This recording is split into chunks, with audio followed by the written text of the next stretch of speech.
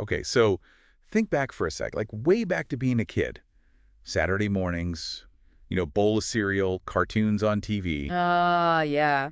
Those were the days. For a lot of us, I bet that kind of takes you right back to Sesame Street. Yeah. You know, Big Bird, Elmo, the whole game. Absolutely. Big Bird's a national treasure, right? Yeah. But that's not what this deep dive's all about, right? We're going deeper. Like, how did Sesame Street get so big? How did it tackle, like, serious topics and still be for kids? Interesting, yeah. We're using this NPR show, Throughline, as a kind of guide here. Their episode, Roosevelt Franklin Elementary School.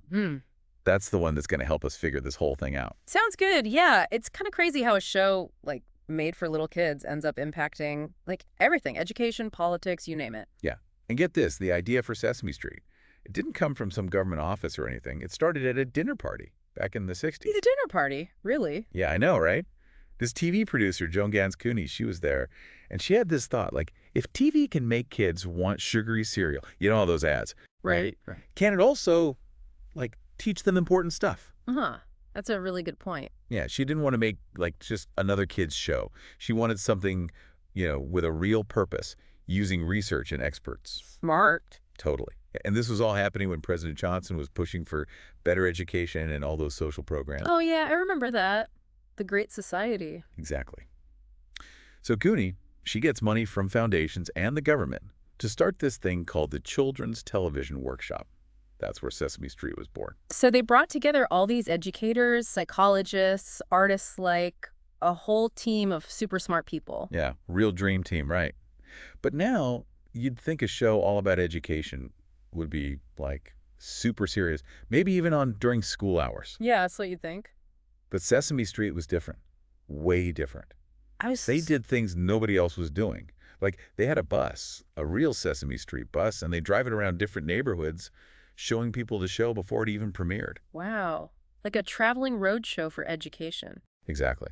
And they really focused on reaching Black families, pushing for diversity and inclusion in a way that back then nobody else was doing. That's amazing. Right. So 1969 rolls around, and Sesame Street finally premieres. And it was like a revolution in kids' TV, right? Absolutely. It was fast-paced, it was engaging, it had Muppets and animation and all these live-action parts all mixed together.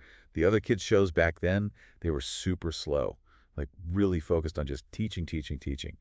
Sesame Street felt fresh, exciting. It really did change the game. Big time. And it was a smash hit right away. Tons of viewers, everyone loved it. But it wasn't all sunshine and rainbows. Oh. What happened? Well, you're not going to believe this. Mississippi. They tried to ban Sesame Street. No way. Seriously, why? I know. Crazy, right. Because the cast, it was integrated. Black and white people all learning and playing together. Oh, wow. That really puts things in perspective, doesn't it? It does. Yeah. I mean, it seems ridiculous now, but back then it was a big deal. It shows you, like, how Sesame Street was really pushing boundaries, challenging what people thought was right. Yeah. Not just about ABCs and 123s. It was about bigger stuff, too. Right. And it's crazy how effective it was, too. Teachers started noticing kids showing up to kindergarten, already knowing their letters, numbers, even some basic concepts. All because of Sesame Street. Yeah.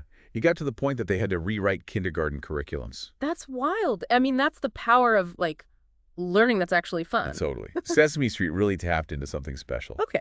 But, they didn't stop at just, like, racial integration. They went even further, tackling topics that most kids' shows wouldn't even touch. What do you mean? Like what? Things like death, divorce, even stuff like people going to jail, like really heavy stuff. Wow. So even back then they were dealing with, like, real-life issues. Yeah. And that sparked a lot of debate, even back then and still today.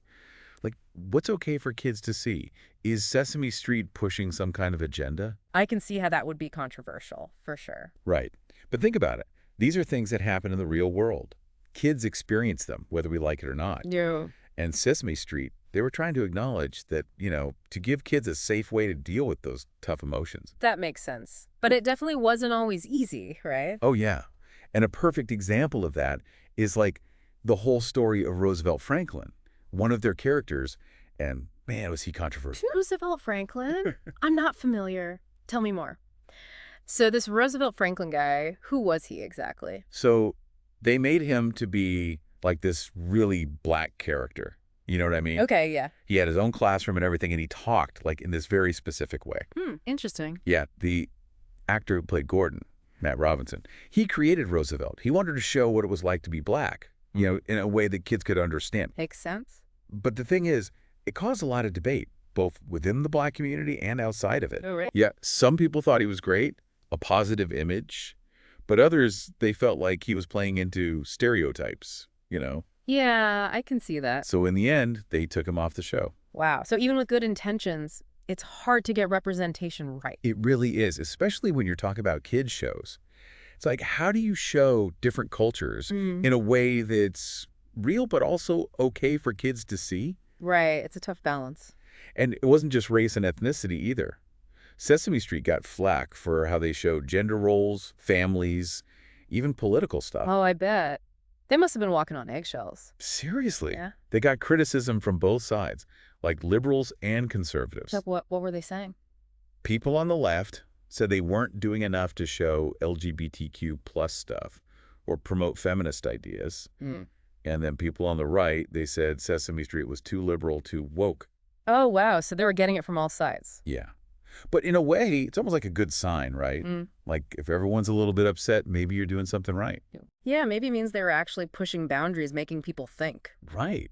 Just goes to show, Sesame Street, they became more than just a kid's show. They became like a reflection of what was going on in society. That's so true. It's like a mirror held up to our culture and all the things we're grappling with. Exactly. And they're still relevant all these years later, still talking about tough stuff, making us think. Pretty impressive for a show with puppets, huh? It is. But even with all the controversy and debate, at the end of the day, Sesame Street is all about education, about telling stories that matter. Right. They never lost sight of that. And they did it with warmth, with humor, with empathy. Like, remember that episode when Big Bird learns about death? Oh, yeah. After Mr. Hooper died. That was a powerful one. Right. It wasn't about pretending everything's perfect. It was about showing kids it's okay to feel sad, to be confused. And helping them understand those tough emotions. Yeah. And think about all the music they used. They taught kids letters, numbers, all kinds of things with these catchy songs. Oh, man. The songs were the best. I still remember some of them. Me too. And having a diverse cast, people and Muppets, that was always important for Sesame Street. It's like they were creating this neighborhood that reflected the real world. That's so important for kids to see. Yes, to see themselves and people who are different from them. And they didn't just stick with race and ethnicity either. What else did they do? They had characters with disabilities, military families, kids who were homeless. Wow. They really went all out. They did. The people who made Sesame Street, they really cared about making a difference. Yeah, you can tell they believed in what they were doing. Totally. Like we were saying before, they got criticized from both sides, right? The left and the right. Right, right. And it's kind of funny, but it shows how Sesame Street was willing to shake things up, challenge what people thought. Exactly. They weren't afraid to make people a little uncomfortable. And that's a good thing, It means they were making people think, making them talk about important stuff. Yeah. It wasn't just entertainment. It was a way to start conversations, to push for change. Absolutely. Yeah. And I think there's stuff for adults to learn from Sesame Street, too. Oh, yeah, for sure. Like, it reminds us to be kind, to be understanding, to see the world with a little more, hope. Like that saying from Mr. Rogers, look for the helpers. Exactly. And Sesame Street, it's full of helpers, people, and Muppets, all trying to help kids figure things out. That's a good message for everyone, really. It is. And that's what makes Sesame Street so special. It's more than just a show. It's a part of our culture, something that connects us all. Totally. We all grew up with those characters. They're like family. And even today, they're still popular, even with all these new shows and streaming and everything. It's like their message is timeless or something. It is. It's hard to imagine, what the world would be like without Sesame Street. Yeah. It's such a part of our lives. It reminds us that even when things are tough, there's still good in the world. There's still a reason to laugh, to learn, to be hopeful. It's pretty wild when you think about it, like a show with singing monsters and talking vegetables, and it's been going strong for over 50 years. What's their secret?